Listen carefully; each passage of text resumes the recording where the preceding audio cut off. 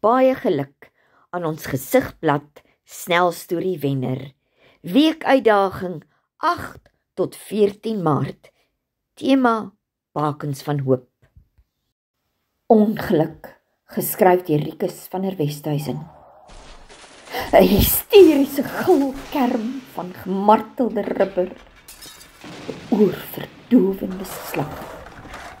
My passasier se laaste gedagte spat lou warm taai oor my gesig. Glas en metaal skrapnel deur die dun vel op my voorkop. Iets stamp onsympatiek teen my bors. Breek bene, pers die lug uit my longe. Part skarrel pateties weggehoteer, dan stilte. 'n wrang petrol reuk beer my mond in, gaan hang swaar in my keel. Ek dink aan my mense, wat ek nog alles moet doen.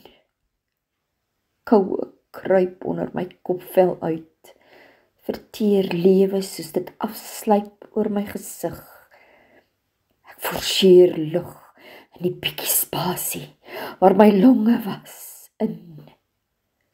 'n druppel val vertiel warm op my voorarm. 'n sirene, wonder ek of dit vir my is. Dan 'n glipval weg van realiteit af. Staal wat die sinnig meegee ruk my terug. 'n diep stem. Bly by my, meneer. My baken van hoop, vasgevang in 'n plastiek maskertjie.